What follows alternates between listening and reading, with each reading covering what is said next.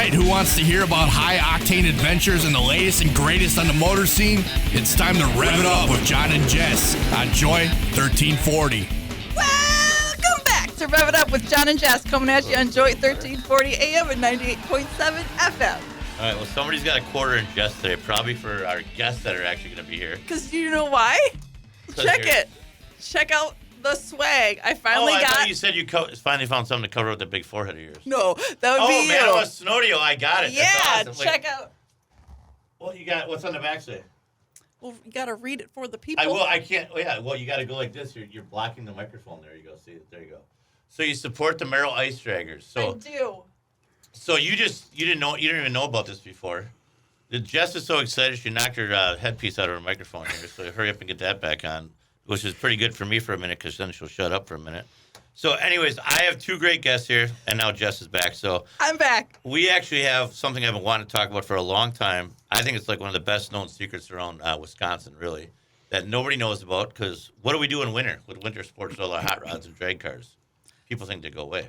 Right. This girl being one of them till recently. But they don't. The one of the things, obviously, since 1965, we have the Merrill Ice Drags that have been great around Wisconsin forever. And one of our great guests is Cindy.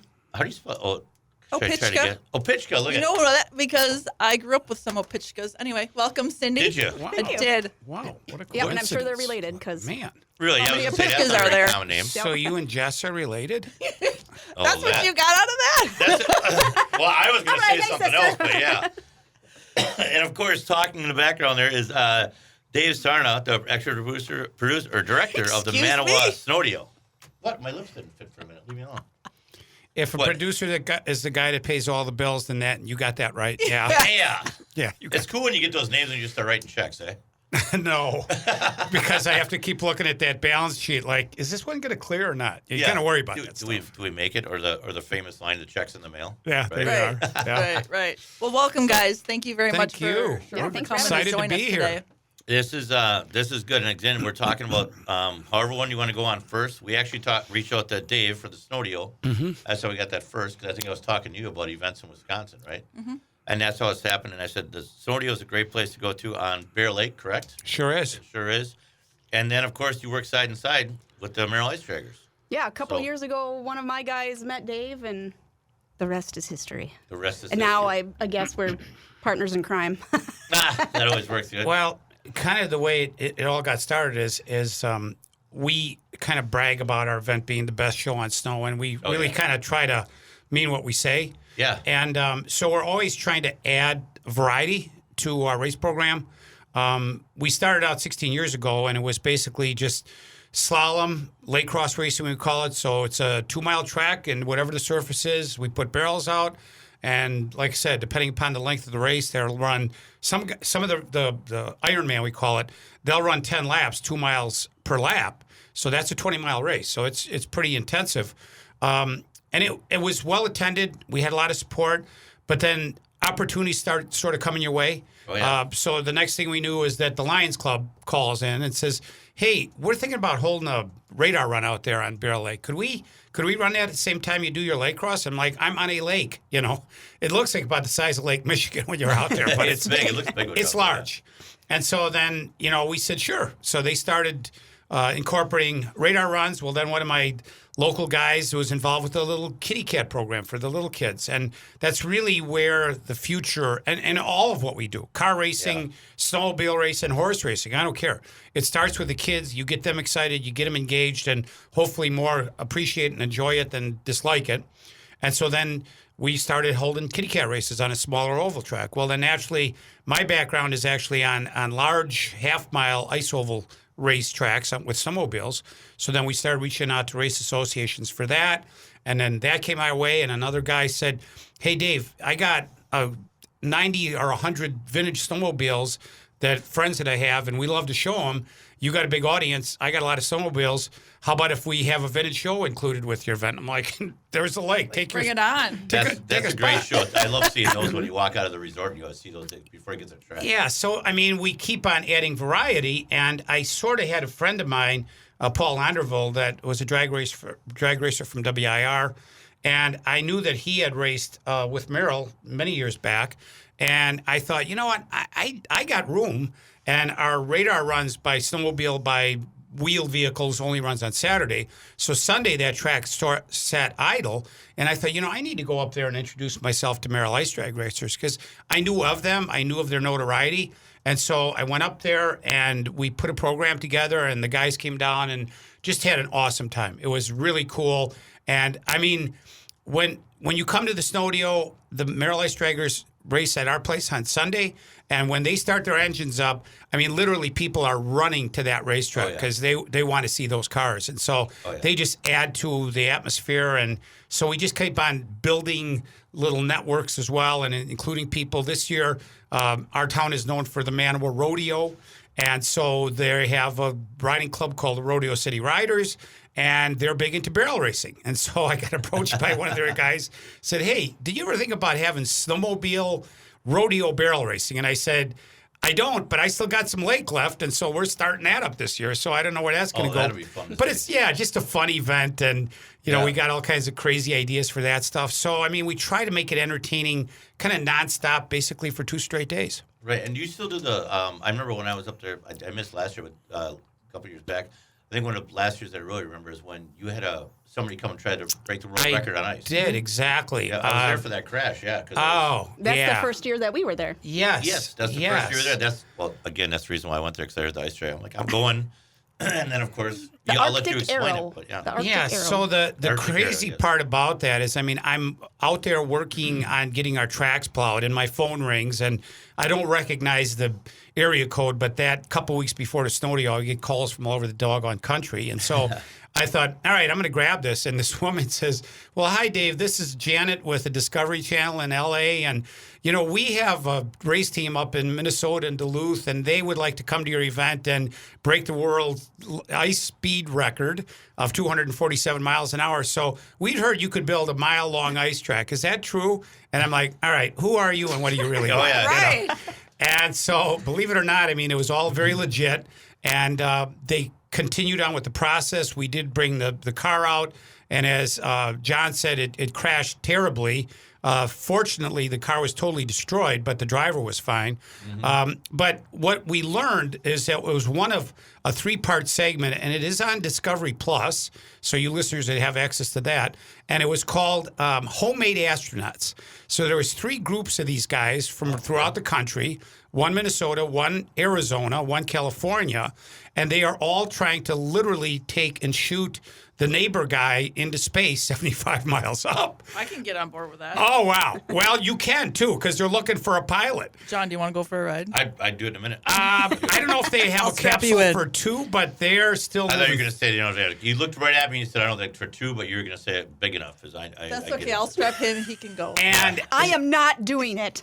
And so they approached us, and they were working on their propulsion system. So they basically, these are really guys that have a lot of experience with rocket propulsion. And so they said, we're going to lay it on its side first and see how fast it can go across ice. And then we're going to start standing it up and see how far up it'll go. Oh, for sure. And so the show ran last spring. It's a 4-part segment, and it's really fascinating. And so when you're there, you're wondering, like, okay, I got introduced to the crew. I set up arrangements for them and where they were going to stay and all that good stuff. And they were extremely low-keyed. But I noticed their sound and video equipment was, like, super high caliber. So I just go up and say, hey, are you with Discovery by any chance? Oh, yeah, we are, And so they did an awesome job. They had drones in the air. And when you see the segment of this race of that car and the crash, they had it from, like, 9 different angles, and it's just spectacular. You did have a lot of... I remember that year we were up there. We had a lot of good film coverage on that. How long ago was this?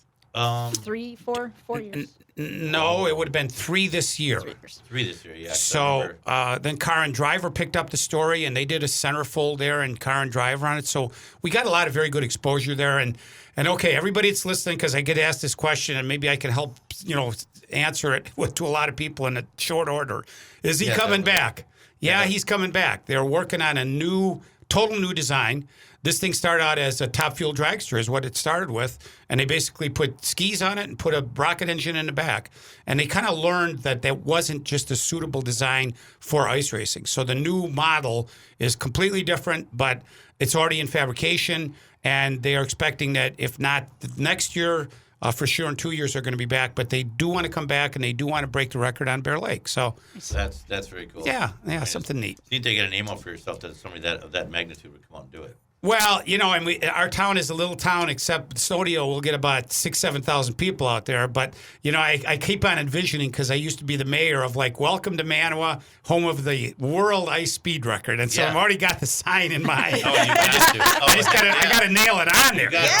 Yeah, that's what it's all about. I mean, to get your name on there. No, it's a great event, and we can't be up there again this year. And Beautiful. You also have the other thing. You also have. Do they still get the lawnmower races? Don't you do a little lawnmower track? We have at one time or another, and I have these groups that contact me, and last week I got contacted by the Hoover vacuum cleaner racers. They want to race against the Kirby vacuum cleaners, and I said, hey, you get me 10 guys out there to race vacuum cleaners. I mean, that's how bizarre it gets. Oh yeah. So I've had mini bikes, lawnmowers, go-karts, you name it. They just come out of the wood and they just say, hey, Dave, we hear you got this race. Can we get a part of your ice to come out and race? And I'm trying to get the Amish Buggy Racer Association out there, because I could just see them. It'd be like the 1 and/or 2 horsepower class, but I'm lining them dudes up and we're going to go at it out there. Oh, that'd be great. I'm going to have to start racking my brain for Ideas? another category we can add to it. Oh, that'd be great. You can put anything with a motor. I'm going to start thinking. Yeah. But it's a lot of fun, and again, I mean, people just see what we do and they get excited, and they are involved with some form of racing, and I'm like, hey, you get me 10, 12 guys, and we're going to race it. So. And this year it goes. I mean, obviously you got February 18th and 19th. So. Yes, sir. And after the shows are all done, is there a band or something at night or something like that? We do have a DJ on for Saturday night. Okay. And so we are not night racing this year, which we have raced on Friday night, Saturday night, sometimes either, sometimes both. Yeah. But we're kind of shy away from that. It just gets to be a long day for the workers and the spectators. We know about that. Yeah. People are getting cold and they're getting cranky, and it's hard enough in the summer when we do Motor Mania from sun up to sundown, let alone being on the ice all day long. Yeah. So we are really going to try to culminate it at about dusk. And so I've been working with a gentleman out of Schaumburg, Illinois, to perhaps bring up a jet funny car to do a little afterburner show. And right now I'm working on some of the flamethrower guys that go up to the Simcoe weekend. Or a lot of you folks are probably familiar with John Spence and what he does there. So we're getting those guys in. And so we're going to have a pyro and fireworks show right at the end of the day. So that would be on Saturday evening. And Sunday, a lot of the people got a lot of travel ahead of them. So on Sunday, we want to try to wrap up by 3, 4 and get their trophies to them and get them down the road. I appreciate you bringing up the flames, because I was going to ask about it if you didn't. I've been waiting to talk about it. Good. If you got any of you guys out there got a flamethrower car that you want to bring to Manawa, you give me a call, and I'm sure my number and contact information will be on the website here. So I know. Reach out. I'll let Jess pitch in here, but I know like Mike Johnson and all those guys, they go up to John Spencer show up to Simcoe. Yes.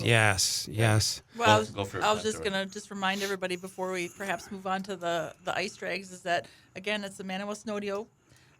Takes place on Bear Lake in Manawa, Wisconsin, and that's February 18th through 19th, weather permitting. Now, what happens if it's too warm? Then what?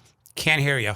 Okay, moving along. There's that. Merrill Ice Drags. One All right, Dave's done now. One of the big things I want to, all my guys always ask me, or all the racers, how do they just sign up on the website if they want to get involved in a race? There is some pre-registration for various races. So, again, thanks, Jess, for all that info. So it's manawasnodeo.org or Manawa Facebook. Okay. And you go on there and you will see all of the various tabs for the different events that we hold, the rules, the classes, all of that nature. A lot of questions can be answered there. The races that you can pre-register for are available there, but we take registration the day of as well. Okay. Great information. So if there's guys that go through, like obviously we got a lot of friends in the city. We got obviously Northern Milwaukee, King of Street Racing down here. We've got a lot of them that come up from a Motor Mania show, do our 300-foot street drags. But they're asking me about it if they don't know if they got to work, because some of these guys, the construction guys, they plow and salt all way long. So can I get the car up there? So if they show up the day of the race for like the Yes, sir. The ice drags, we'll get to you. Absolutely. If they can drag, or when you do your circle track racing and all stuff Yeah. too. They can do it, So, just to help you out, and I was just thinking about that this morning because, I look out the window every day, and the year that the Arctic Arrow was there, we actually took it up to Eagle River to the World Championship Derby Complex, and their vintage races are this weekend. The Derby World Championship race is next weekend. I'm going to be up there working for 4 days and help those guys because they help us. Anyways, we took the Arctic Arrow up there to display and just try to get some exposure. And I remember that particular winter, this was 3 winters back, folks, and to probably remind people of that winter, extremely warm. A lot of the winter events were canceled in January. I remember the St. Germain radar runs that they hold, which was a really big event. Ice wasn't safe, super warm, slushy, etc. And, you just keep driving on. And I remember thinking, you know what, dear God, please, let this thing turn cold. And it did. And I remember like the week or 2 before, it was 0 or below for like 9 nights in a row. And when we started carving out this mile-long track, which we do with an ice shaver, Yeah. and I remember my buddy was out there with his big dually crew cab and his shaver behind him. I'm like, I think it should be safe out there, Gary. So I gave him a life preserver, but it was the same kind of winter, and that last couple of weeks got bitter, and we had awesome racing and very good ice. And your ice is better, and Cindy will share this as well. If you get rid of all that slush, all that snow on top, get rid of that, get it back to just virgin water, because that will make your best ice, and it freezes thicker that way as well. So you're almost better off sometimes to get rid of that snow, get rid of the slush, start from scratch, and hope for good weather. Well, that's good. And Cindy, we got to bring it up to you now. Give us the history. 1965, Merrill Ice Drags. This will be our 58th season running. Wow. So, 1965, and it started literally that simple. It was just a bunch of dudes that didn't want to put their cars away. Yeah. One of the guys had a little pond on his property, and he would go tear around with his car, and they were like, why don't we just do that There's something with to the rest this. of us, Yeah. So they took some plow trucks, plowed some lanes, had a flag on one end, a flag on the other end. Ta-da! It was born. So that is as simple as it can be. And the even a couple years back, I've been watching you guys do this for years and been up there a couple times with a couple cars over the years. And but we actually had Roadkill at my shop and did an episode of them at our shop. And we actually saw an episode where we didn't get to make it up there, but Finnegan actually went up there to El Camino. Yeah, race. Tony and Finnegan made it. They actually made, I guess this is one of the only times that they made it and got to run and got a trophy. Yeah, that's the only time. It is. Like the only place. Yeah, we get to talk with Finnegan because after he did our show and he bought that truck from us, we talked to him a lot. But he said that was one of his favorite episodes ever. He goes, he couldn't even believe it. Yeah. And again, which we want to go is expose you more. And as Jess and I just told you, nobody even really, still people in Merrill don't even know about this. And the only reason they knew was because Freiberger did an article on us in Carcraft in 93, 94, something like that. It was way back when they did it, Yep. and all of a sudden they came through. And he always said, I'm coming back. He said he's So coming back. That Yeah, was when Roadkill got us. And when Roadkill came up by us for that, they were even talking about it when they did their show. They shot the show at our place because they flew in on a Sunday, and it was like 50-something degrees. And when they drove that truck out, the little Econoline, the He Hate Me truck, they came in from California. They're drinking Coronas in our shop. The next morning when they left with the film crew, it was 30 degrees, and they came in. They're all shivering. He's like, "Where's the nearest Walmart?" They had to go buy all Carhartts and all that. I'm like, "You guys, we're still in our sweatshirts, right? Because we're used to it." Sure. But yeah, I drove that car about 50 feet off the bay onto the shore for the wrecker to come get it. Yeah. And I wouldn't have driven that across town. It's a straight race car, metal dash, flip switches, like shell. It's a show. Nothing but And they a drove nitrous they drove bottle from- and an engine. And they drove from Chicago. From Chicago. that's to prove crazy. the point. Yeah. Yeah, it's great. So In a snowstorm. in a snowstorm, and so you've got. Your ice drag system here is. It's great. You've got. It starts actually January 21st. Is test and tune? Yeah, so test and tune. So the way we schedule 6 weeks because of weather. We got to get 4 in. If we get 6, fantastic. 6 gets to be a long season, let me tell you. But test and tune is my favorite day because we get to knock all the cobwebs off and get all the stuff set up. And, it's our test day as much as the racers. Sure. So hopefully that can happen. Right now we'll be out there Saturday setting our fence. Our poles are up. Our track is laid out. So we're going to hang our fence this weekend, tomorrow. And we had a base of about 12 inches of really decent ice. Yeah. And then we have different classifications for the top ice. Okay. There's different versions of, I'll say the word icky. That's not the word we use. I can get on board with that, though. I get it. But we actually had a big discussion on what that meant. And, we can describe bad ice in several different ways. It's kind of exciting. But it was a lot of standing water and breaking through on the top and just general yucky conditions for on top. But the base is good. Okay. And within a matter of 5 hours, the stuff we were breaking through was frozen again. So, you can't call it out until literally the night before. We've had years, we've been called on rain in January. Like race cars don't have wipers. Yeah. Not really. So, running over 4 inches of water, talk about hydroplaning and setting world speed records. So if it gets wet and yucky, like you have to cancel. But right now we're looking at the 21st would be our first potential. Since weather is such a determining factor, can people call in to a certain number, or is it updated on your Facebook page? It's going to be on our website, so on MerrillIceDrags.com and on our Facebook page. We do understand that people are coming from a long ways. We just got to wait. We try to hold off as long as possible. But do it the night before. I mean, if we know something really crazy is coming, we'll call it early. Mm-hmm. But usually if we don't hear from us, we're probably going to be there. So people just need to check. Yep, just keep checking the website. It'll be updated. And along with the ice drags, a lot of my guys that do street racing, of course, in Milwaukee, they always had a million questions. So are the rules and regs and everything on there? And do you have a safety check? Like, is it got to go through? Yep, we have a tech line. You have a tech line. And our rule book is posted on our website, so on MerrillIceDrags.com. And all the rules are on there. There's class rules. We have a lot of brackets because that got a lot easier for teching purposes and things over the years. So there's been much discussion about bracket racing to like classes, and it's just easiest. So we do have a tech line. You register that day. Okay. You can call ahead. We have kind of a cool little feature, an RSVP on our website right now. It's strictly just to give us an idea and maybe kind of watch for people. Sure. But you register on that day. You just show up on the ice and run through the tech. You come through the pit gate. We send you to the pits. You get your car off. You go through tech line and decide what class you're going to run. And when you have that on there now, how long have you been involved with it for? I just did the math the other day, and I was like, oh my gosh, 15 years is what I think I've been. I came in, and that's as an officer in the club. So I didn't even remember that in '93 I actually raced once. Right out when I was in high school.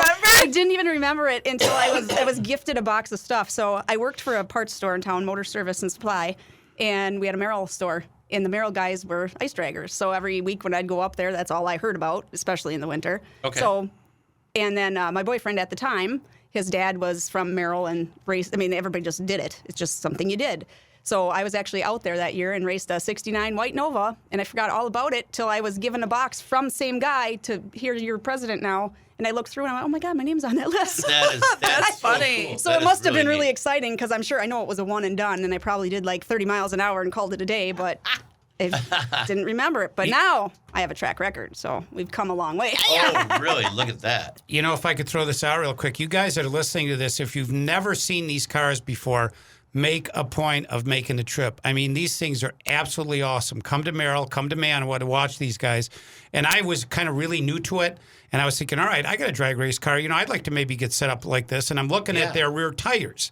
And I'm like, boy, it looks like that's pretty labor intensive. Looks like you got a lot of screws in those tires. That's one of the next things. And I thought, it looks like there's a few hundred in there. And somebody said to me, no, Dave, there are 4,000 per tire. That's why I was going to correct you. Not 100, John. Not 100. Oh my and God, I'm like, total. You are joking me. And I mean, I'm telling you what, my buddy's telling me, Sarna, just watch this. These guys are going to do wheelies. And I'm like, right, sure. On glare ice.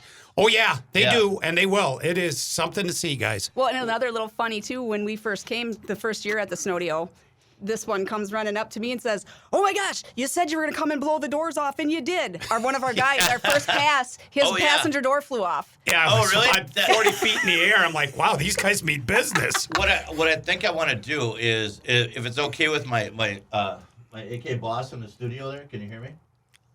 What I want to do is we'll wrap this up for a radio show here, but I want to stay on the mics here and keep us recording to put this on social, because I got so many more questions and I don't want to stop recording. Okay. So is that okay with you?